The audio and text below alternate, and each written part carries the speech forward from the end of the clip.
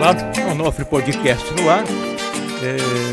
Um programa que trata de temas mais sensíveis. A gente não vai aprofundar aqui em política, em economia. A gente acha que nesse momento que o país, o mundo está atravessando, é uma hora de buscar um pouco mais o espírito do que propriamente a materialidade das coisas. Quem nos patrocina aqui é a ProSoja e a Carandá Propaganda. Eu convidei uma amiga de muitos anos, tivemos uma vivência espiritualista há muitos anos. Eu, o marido dela, o Fenelon, que já nos deixou, um grande judoca, campeonatos nacionais, internacionais, cuiabano, e nos deixou há alguns anos. Eu, ele, a minha mulher e um grupo de amigos frequentamos um movimento chamado Sociedade Brasileira de Eubiose por muitos anos, de natureza profundamente espiritualista. Hoje a Lenise dirige uma escola chamada Ibero-Americana em Cuiabá, que tem um viés espiritualista, talvez herança daqueles tempos, esse olhar que naquele tempo era muito novo sobre o futuro. Prazer em ter você aqui, Lenise. Prazer é todo meu. Muito bom te ver novamente, tão bem, tão bacana e assim, aquilo que a gente constrói bacana numa época gostoso, sim, uma amizade pura e muito feliz. Tão fica, jovens, né? Tão jovens tão na jovens. época. Fica, é legal, isso é muito gostoso. Os meninos nos olham e não sabem que nós já fomos jovens como eles, né? Jogávamos vôlei na rua, fazíamos cada peraltagem, né? Aqueles almoços maravilhosos, é verdade. Né? As reuniões, as conversas, foi um tempo muito bom, guardo com muito carinho.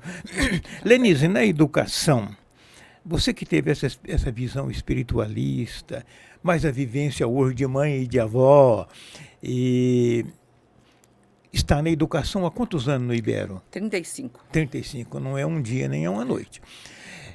E nesse momento o mundo está em muita convulsão. Veio a pandemia, causou todo aquele estrago que nós sabemos. Depois da pandemia veio a recuperação da maneira de viver. Depois o mundo inteiro entra em crises, guerras. Há uma perda de referência no mundo de hoje. Isso é sinal de um fim, de um período para começar um novo. E você na educação é um centro de furacão, né? Como é que você está olhando a educação e olhando para esses meninos que estão entrando na sua escola e que vão dirigir o mundo futuro daqui a pouco? Primeiro com muita responsabilidade, né? Porque, como a gente estudava lá atrás, há muitos anos, a esperança da colheita reside na semente, né? E ter a semente nas mãos, eu acho que é uma responsabilidade bastante grande, que eu encaro assim, com muita seriedade. E com muito carinho, porque eu acho muito também apaixonante e bonito ver as sementes, né, brotarem, florirem. Eu acho uma coisa assim mágica, sensacional. Mas eu acho que justamente o momento que nós vivemos tão conturbado é mais uma força e mais um estímulo para fazer o que a gente faz, e cada vez melhor e mais bem feito, porque é justamente, eu acho que é aí que existe alguma saída para tudo isso, né? É conseguir mostrar olhares diferentes, situações e soluções, buscar soluções criativas, diferentes para problemas atuais e aqueles que ainda não chegaram, que a gente tem se deparado com muita coisa nova, né? Então, eu acho que assim, é uma responsabilidade muito grande, mas, por outro lado, é uma aventura muito interessante, muito agradável. Como é a semente que cai na sua mão hoje? Que vem caindo, e agora, nesse momento em particular? A gente nota, assim, eu vejo ao longo desses anos todos, né? Não só hoje, que muita coisa em nome de correntes filosóficas, psicológicas, pedagógicas, muita coisa se mudou, mas sem saber onde que ia dar, porque as coisas demoram para dar resultado, né? Então, a gente trocou o que conhecia, que veio, e acho que a sociedade faz esse movimento pendular constante, vai de um lado, vai no outro extremo, até chegar num equilíbrio, demora um pouco, mas veio é ditadura, não pode ser determinista, não pode punir, não pode isso, não pode aquilo. E, em troca disso, colocou que tudo pode, tudo vale, sem saber onde vai dar. Porque ninguém tinha essa experiência. A experiência que a gente tinha era outra. Então, Sim. nós trocamos certo pelo duvidoso. Foi. Mal é mal, bom, certo ou não, que poderia se fazer realmente alguns ajustes, né? Tentar algumas coisas diferentes, mas ir para o outro extremo, acho muito perigoso. E a gente vê esse movimento na sociedade ao longo desses anos. De a criança ter medo do olhar do pai para, hoje em dia, o pai ter medo do olhar da criança. São extremos que a gente, no meio do caminho aí, viu muita gente se perder. Pois é, e esse menino chega lá, que você chamou de semente, e vamos chamar de semente, Sim. porque é semente, né? Ele chega lá na escola, no Ibero, e ele traz uma cultura, ainda que ele seja jovem, ele traz uma cultura aqui de fora, e que é a familiar, que você disse, do pai ter medo do olhar do filho, o tudo pode, o celular, enfim, essa visão nova. Ele cai lá a disciplina é forte, né? É porque a gente precisa, na nossa visão, a gente precisa chegar no equilíbrio, nem 8 nem 80. E a gente foi do 8 para 80. E a gente vê, ao longo de 35 anos, eu falo até para os pais, quando eu faço palestras, essas coisas, eu falo, olha, tem 35 anos de laboratório, que é observação constante de famílias do que dá certo e do que não dá certo. Ah, é verdade. Porque não é hoje os alunos que eu tenho, são milhares de famílias que já passaram por aqui, que eu vi crescer, eu vi... Hoje eu tenho O meu filho- netos que eu chamo, que são os filhos dos meus alunos. O meu filho das mais primeiras velho, gerações. mais novo, aliás, o Tiago, tem 42 anos, passou por lá. Pois é. Tiago é um sujeito Então, extraordinário. hoje a gente vê esse resultado. O que funcionou, o que não funcionou. E eu sempre fui muito observadora, muito uma veia um pouco científica nesse aspecto, não acadêmica, porque eu não fiz um estudo assim, mas o estudo da observação e da experiência e da prática mostra muito claramente algumas coisas. O que funciona e o que não funciona. Isso já é muito claro. O que funciona e o que não funciona? Funciona coerência, limite e muito ajuste entre os pais, o que hoje é difícil. Até porque, assim, e não é uma imposição de, assim, separou, cada um quer puxar para o seu lado e permite ou não permite, não. Tem muitos pais separados que combinam e têm coerência. No que pode, o que não pode, até onde é permitido, até onde é aceitável ou não. E isso é muito, mas muito saudável para a criança e para o jovem, porque ele tem muito mais segurança, você sente na criança, que a criança que tem limite, claro, ela tem muito mais segurança, ela é muito mais confiante, ela é muito mais líder, ela é muito mais bem resolvida socialmente, mais competente, vamos dizer assim, socialmente, do que as que não têm.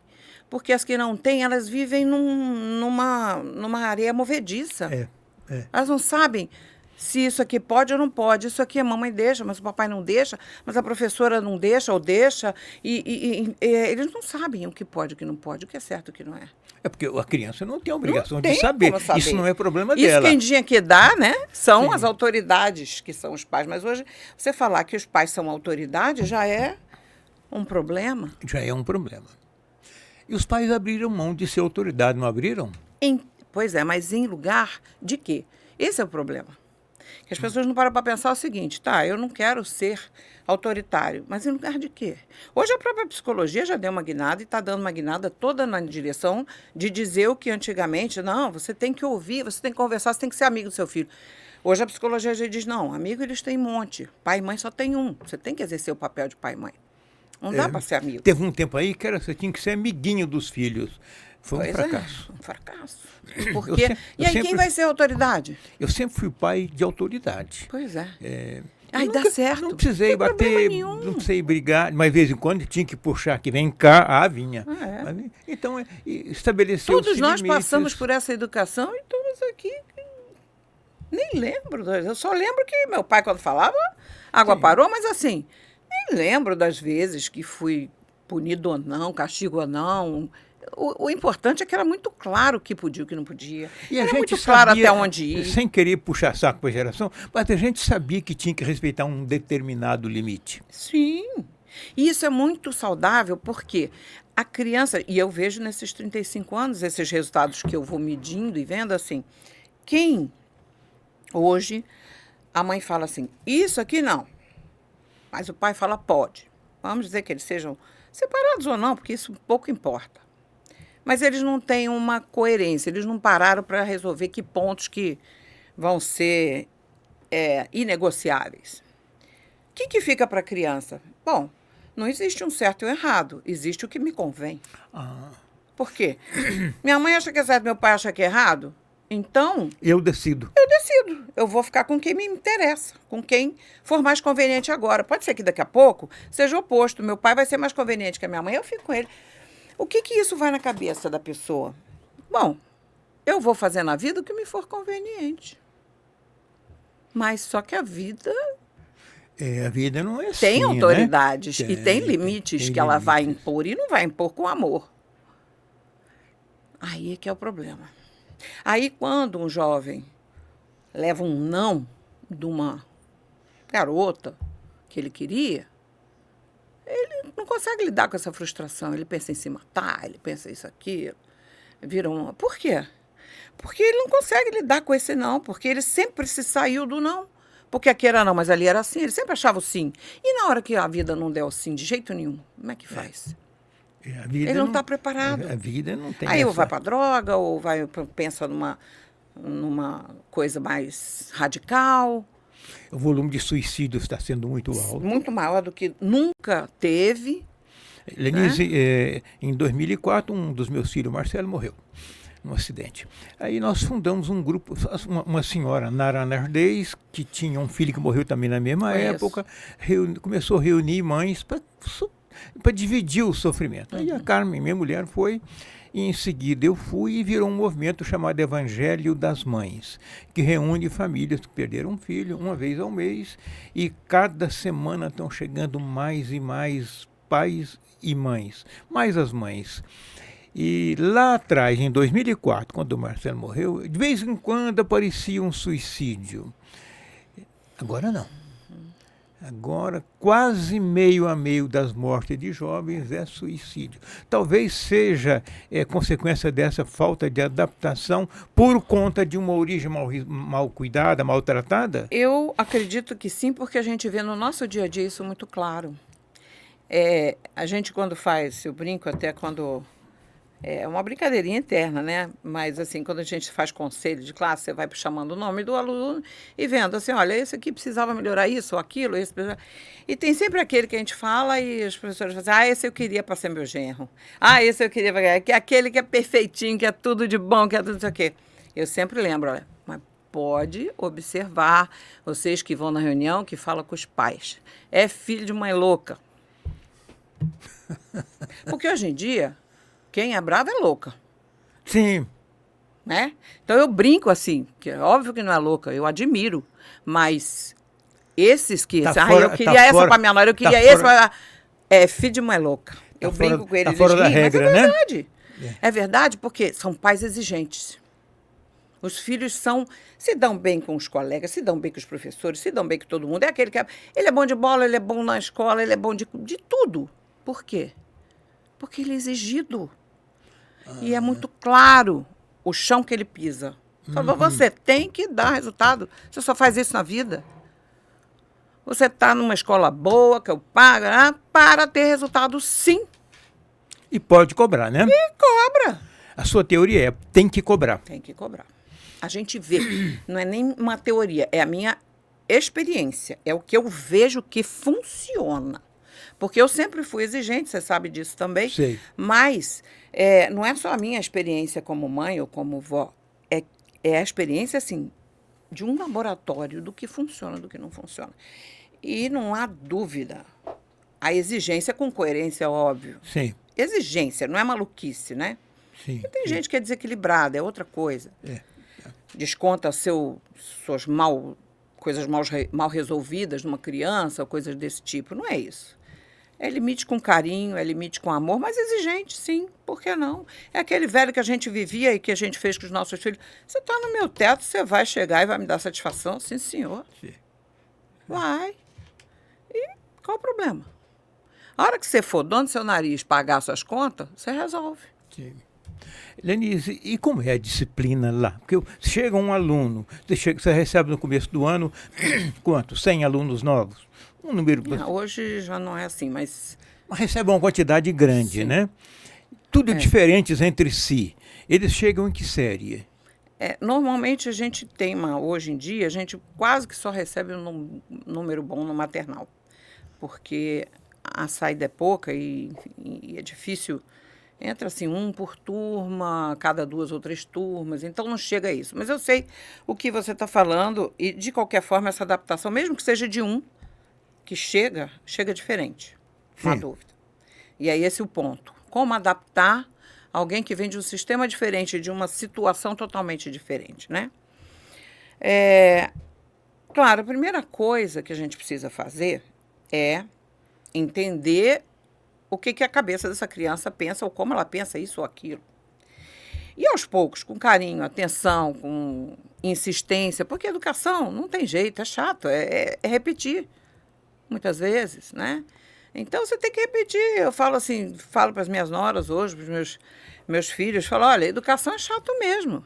Você tem que mandar falar obrigada, a gente passou por isso, os nossos pais, você tem que mandar falar obrigada 50, 100 vezes, sei lá quantas numa vida, até que fica automático. É isso. Entendeu? Então, é curioso que quando fica adulto, sai de casa, faz direitinho. E vai repetir com os filhos e com os netos. Hoje eu vejo eles repetindo as mesmas coisas que eu falava. As mesmas coisas, é impressionante. Então, nós estamos falando de educação mais do que educação intelectual. Nós estamos falando de uma educação vivencial. É mais, eu acho que até uma adaptação social, porque a criança hoje que não tem uma boa educação na escola, porque na família ela está rara, ele não vai estar bem adaptado socialmente. A gente vê que a criança que, assim, esse é o laboratório que eu estou te falando, a criança que não tem um limite claro, ela tem muita dificuldade de lidar com o limite coletivo, porque o coletivo é um limite natural. Você não chega na brincadeira e comanda. Não. Não tem jeito. Então, é claro que essa criança sofre mais. Mas com jeito, com acolhimento, com conversa, a gente vai adaptando. Porque ele chega mandando e chega no pique e quer mandar também. Aí não manda. Aí começa a querer brigar, começa a reclamar, quer bater. A gente tem que acolher, chamar e conversar. Falar, olha, não é assim, nós vamos falar, vamos experimentar sim, vamos lá. Eu vou com você, vamos tentar sim. Você tem que dar uma vez, aí depois a gente pede para alguém deixar você comandar, cada um comanda um pouquinho, você tem que esperar a sua vez. É o trabalho de formiguinha diário. Não tem como pular essas etapas. É trabalhoso. Mas é um trabalho, mas tem por que isso fazer. que depois tem que ter colheita, né? Tem que fazer. Colheita é o resultado disso depois. E vem, viu? Você tem uma geração de gente já. Eu conheço, por exemplo, o Jorginho, o Daniel lá da Ana, da Ana e do Jorge, que hoje presidem uma empresa muito grande e que passaram por lá desde pequenininhos, né? Então, os filhos estão lá e tem muitos ex-alunos com filhos lá na escola. E você já tem resultados, olhando esses maduros, que já estão maduros, mais de 40 anos, por aí. É verdade. O que você vê, assim, em termos de resultado de cidadania, de pai, de filho? Olha, eu vejo hoje mesmo já a diferença, porque, como eu te falei, a gente pega de pequenininho e há muita pouca mudança até a parte de adolescência. E no ensino médio, eu vejo uma geração saindo com uma postura diante da vida muito saudável. Muito boa. Claro que... O aluno que entrar novinho lá, no maternal, ele sai com quantos anos? Com 16, 17. Ele termina o ensino médio, né? E ele sai assim? Sai. Olha, nós temos tido resultados assim que a gente fica muito feliz, tanto assim de resultados como... Porque passa, né? Se você... Hoje, por exemplo, a gente tem, desculpando a autopropaganda, mas a gente tem 100% de aprovação em federais, em outras universidades, com o pessoal do terceiro ano. Você só consegue isso se a turma for dedicada e boa. Se souber lidar com o limite de sentar a bunda para fazer. Desculpa a franqueza. Não tem nada. Tá? Porque a criança, é outra coisa que a gente vê, a criança que não tem limite, ela não tem concentração. Você vê uma chuva de gente que tem TDAH aí. Criança que não tem concentração, a maioria não tem limite. Por quê? Porque não consegue sentar a bunda na cadeira para fazer atividade, porque isso é chato. É uma frustração. É claro que é muito melhor você jogar bola ou ficar no joguinho, ué. Não vamos mentir. Agora, sentar para fazer e ficar fazendo é chato. Mas quem consegue lidar com essa frustração vai muito mais longe. É verdade, é verdade. Tem que aprender a concentrar. Hoje é remédio para tudo, mas começa já. Quando chega na fase do remédio, já está difícil de controlar. Já perdeu um tempo aí de deixar a criança crescer, como a gente fala assim, de deixar... Deixa botar o tênis. Vai errar, vai botar o pé errado. Eu faço palestra para os pais lá, falo isso, e hoje em dia a gente vê muito... É tudo muito rápido, então a mãe já bota, ou manda a empregada botar, ou manda a babá botar, porque para ficar pronto para sair. Mas você perde conexões que estão se formando ali, que a criança está tentando botar o sapato. Bota errado, o que tem? Tentando servir o suco, derramou. Não há aprendizado sem mancha, faz parte. Mas tudo isso constrói uma capacidade de lidar com a frustração, de não conseguir para depois conseguir, que com esforço e a tentativa você vai ficando melhor, você vai mandando mensagens que são para a vida toda do indivíduo. É uma construção grande e longa. É uma construção que começa pequenininho, que ele sabe que se ele sentar para fazer, depois ele vai ter recompensa disso, ele vai ser elogiado, ele vai dar conta, ele vai se sentir feliz quando um professor perguntar ou alguém puxar, e ele sabe porque ele conseguiu sentar, conseguiu ler, conseguiu fazer. Aí onde é que está o papel de família e o papel da escola? Quem é que tem mais força aí? Olha, a escola pode fazer isso muito bem, se tiver apoio dos pais. O problema maior é quando você quer ajudar a criança e os pais não aceitam isso. Não entendem, por mais que você diga que ele precisa, que é uma ajuda. Na verdade, hoje, eu coloco assim, tem pais que já passaram por essa geração do não consegue lidar com a frustração. Ele não consegue lidar com a frustração do filho precisar uma ajuda. Tem gente que não consegue. Repete no filho? Não consegue. Aí você diz, não, mas ele precisa de ajuda para se concentrar e fazer. Ele não está dando conta. A pessoa não consegue lidar com isso. São raros, não são... felizmente, a maioria consegue confiar e ter ajuda. Mas existem aqueles que são resistentes e que você fala, olha... essa criança precisa de uma ajuda porque ela ficou defasada em algum momento e ela precisa... O que se chama de ajuda nesse caso? Aí depende do caso, né? Mas assim, tem criança, por exemplo, com autismo. A criança com autismo tem vários graus, né? Mas tem graus em que a criança tem uma dificuldade de concentrar, por exemplo, porque ela tem uma hipersensibilidade com barulho, tem características. Aí a gente vai estudando cada caso. Aí eu digo que ajuda profissional, porque nós somos pedagogos, nós não somos psicólogos,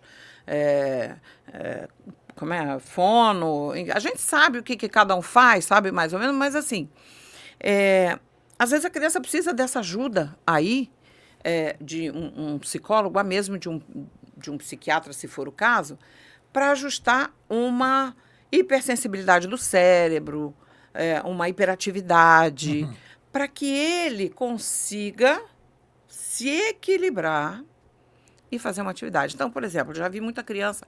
Acontece, as pessoas têm um tremendo problema com medicação, medo de medicação. Mas a gente tem, por exemplo, criança diabética que toma insulina. E graças a Deus que tem insulina para essa criança. Mas uma criança que tem um déficit de atenção, para tomar uma Ritalina, muitas vezes o pai não... Ele boicota, ele não toma de jeito nenhum. Mas a criança não consegue se concentrar. E já vi acontecer muitas vezes da criança, quando às vezes até jovem, já vi até em internet a mesma coisa que eu já vi na vida real.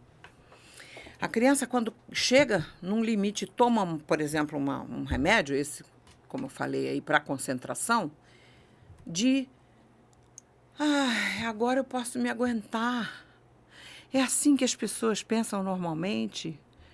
Nossa, de criança até chorar, ai, nossa, tia, como agora eu entendo o que é parar para fazer.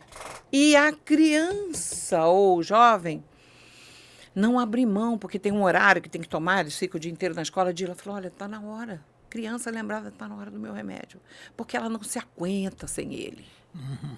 E eu vivi isso na minha família. Eu tenho um sobrinho que tinha e descobriu usar, né, funcionar isso já praticamente na vida adulta. E ele falou, olha, assim, meu Deus do céu, como que ninguém me deu isso antes? Pelo amor de Deus, agora eu posso me aguentar. Imagina o seu cérebro com uma arritmia constante. É complicado. Então, eu digo assim, quando as pessoas buscam, a gente fala, vamos buscar. Não é dar remédio para tudo, não é a solução. Uhum. Como eu disse, muitas vezes é falta de limite. São as exceções, né? Mas o remédio é exceção. Isso, mas buscar ajuda. Fala, olha, tem alguma coisa, vamos descartar? Vamos num psiquiatra fazer um exame para descartar isso? Tem pais que imediatamente correm para fazer tudo isso, para ver, para buscar a solução. Tem outros que falam, não precisa. Lenice, e a espiritualidade nisso? Como é que você olha o menino? A espiritualidade com a didática, com a disciplina, com limites, com a ética, com um futuro? Olha, eu tenho muito cuidado para não interferir na vida, porque a gente tem pessoas com crenças diversas, com culturas diversas, como você falou.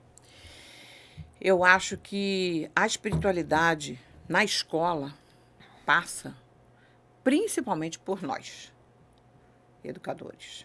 Eu acho que nós, e eu tenho hoje um corpo de direção, coordenação, que tem essa visão, que assim, nós precisamos estar muito bem equilibrados, muito bem centrados, resolvidos, e com um olhar para essa criança de que ela não é só vamos dizer assim, uma coisa que está na nossa frente é uma responsabilidade maior com essas almas. Eu costumo dizer que a gente tem um jardim de almas, né? Até ontem eu estava vendo um discurso de formatura e falando justamente isso. Os nossos alunos não são números, são almas que estão ali no nosso jardim, que a gente cultiva e cuida constantemente. Tem que tirar matinho, tem que aguar, tem que botar adubo, tem que fazer todo esse trabalho. Mas você sabe que jardineiro... a gente fala que tem que ter mão boa, né? Para a planta vingar, né? Então, o educador tem que ter mão boa, tem que ter cabeça boa, tem que ter coração bom para a coisa vingar. Você tem que estar ali por inteiro amando aquilo que faz. Amando ajudar, buscar ajuda. É outra coisa que eu sempre disse em reunião de professores. Quando alguém fala de alguém que não está bem, que precisa de ajuda, fala, mas que bom, né? É igual médico. Se não tivesse doente, não precisava da gente. Né? Porque o aluno bom mesmo, ele nem precisa da gente.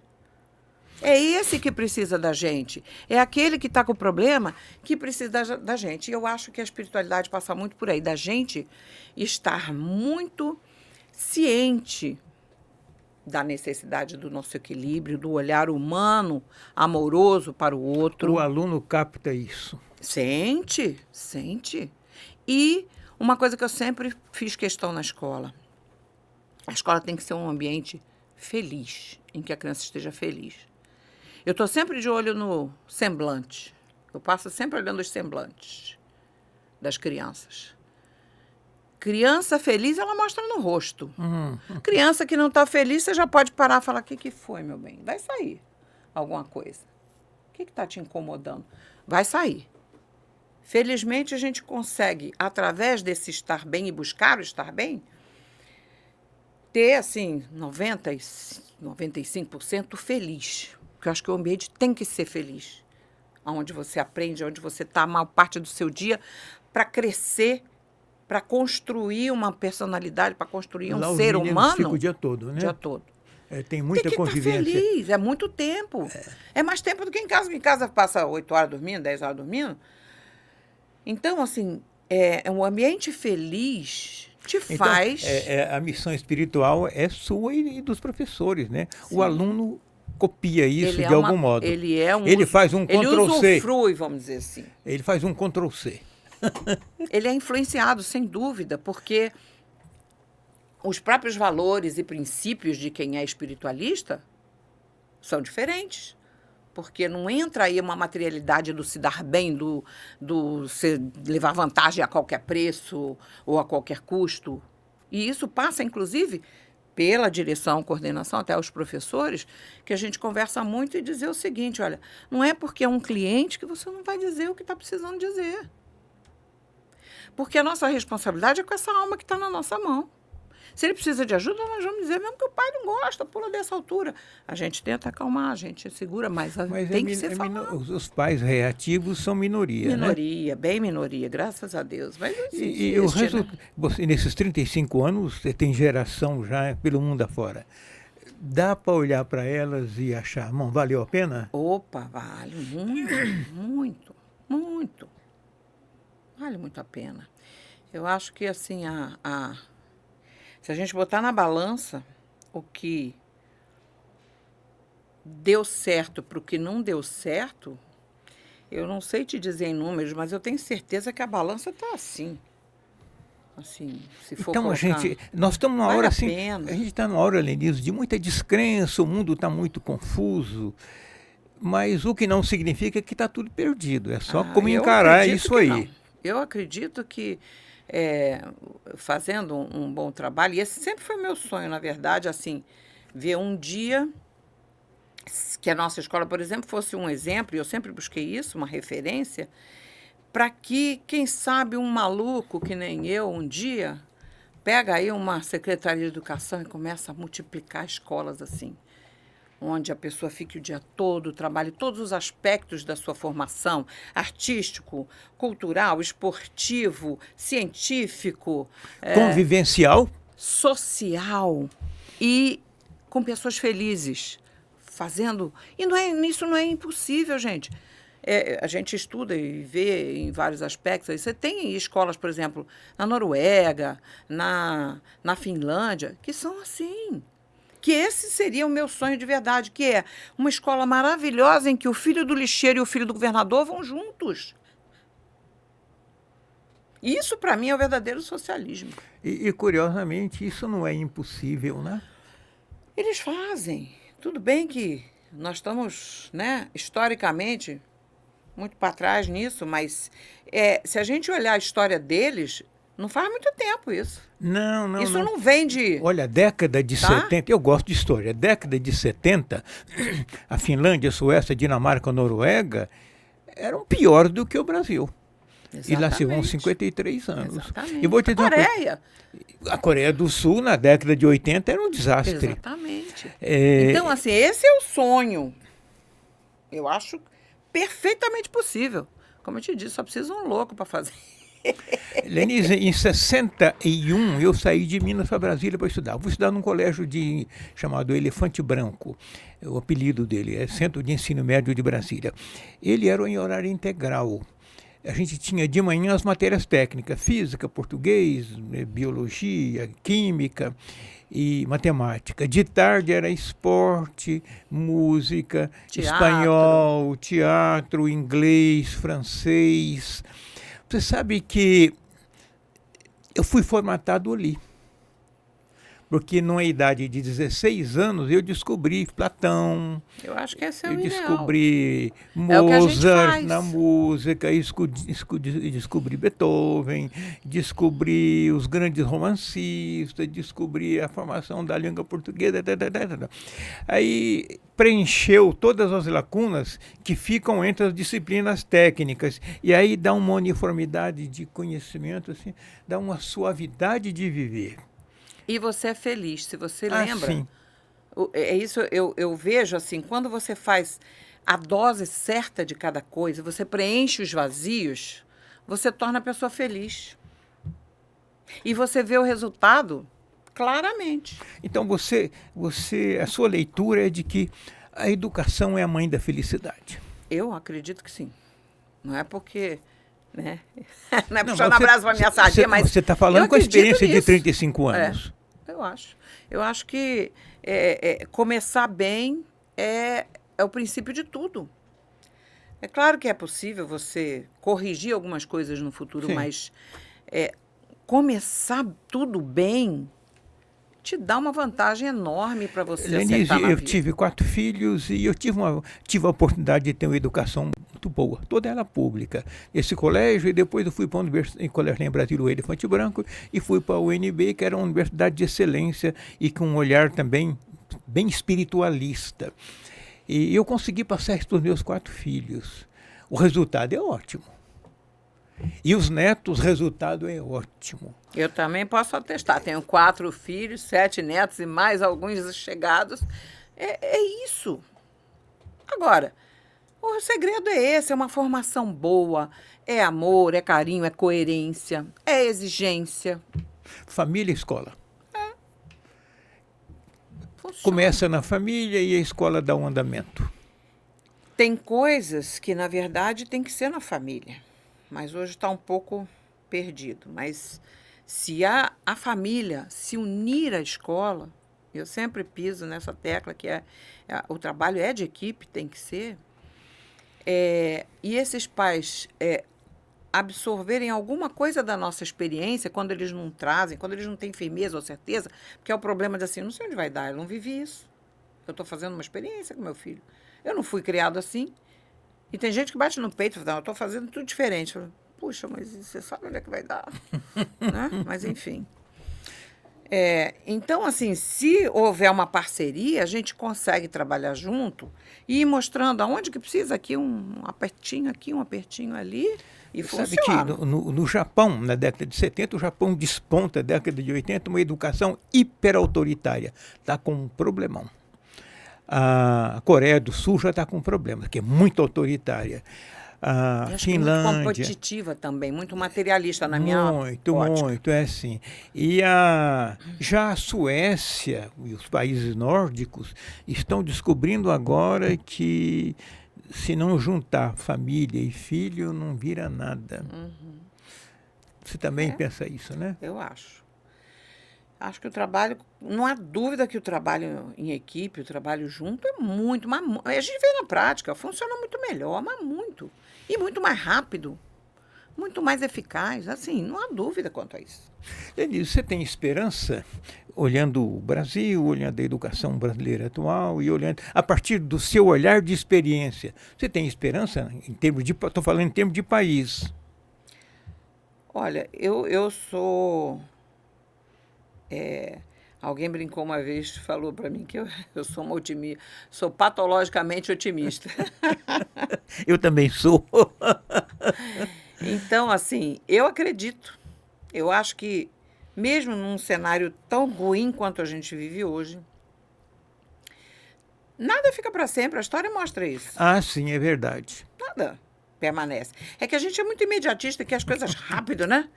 Mas você vê ao longo de 35 anos, assim, e nada vai ficar... Está terminando a segunda geração, que hoje são 20 anos de geração. Você está terminando a segunda geração na sua escola. Eu acredito que, eu te disse, a hora que, assim, as pessoas entenderem e verem que não pode ficar mais assim, que não... Porque isso é um movimento natural, chega um limite em que as pessoas não aguentam mais e querem outra coisa. Aí vai mudar. E nessas mudanças, a gente pode ter pessoas, até dessas que a gente está formando aí, com um olhar diferente, que queira realmente fazer o bem, que queira realmente mudar a história das pessoas. Porque eu acho que é isso que realiza. Não é sucesso financeiro, não é sucesso empresarial, não é nome, não é status. A gente vai chegando mais idade, a gente vai vendo que nada disso, ó. Que o outro pensa, deixa de pensar. É irrelevante. O que satisfaz é você olhar a trajetória e falar, poxa, valeu. A gente chega a uma idade em que vive com tão pouco. Então, se não teve uma história... Se você não olhar e falar, valeu a pena, aí bate a depressão, sei lá mais o quê, né? Mas eu ainda estou nessa de que, poxa, tá valendo a pena muito. O meu pai morreu com 90 anos, há pouco tempo, e ele tinha uma frase muito interessante. Ele dizia assim, ocupa todos os espaços do seu tempo, porque um dia você não vai poder ocupar mais e vai perguntar que merda que eu fiz da minha vida. Então, isso vale para todos nós, vale né? mesmo.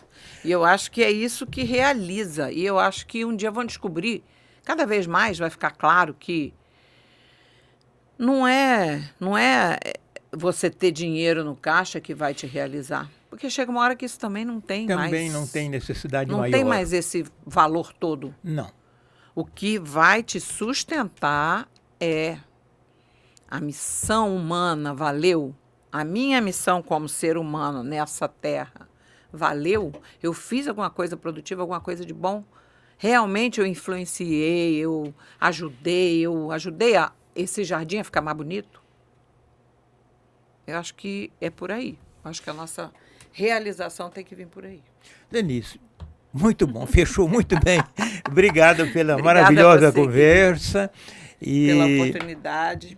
Sim, temos uma história Isso pode aí. ser que ajude algumas pessoas também, né? Também, Isso é sempre né?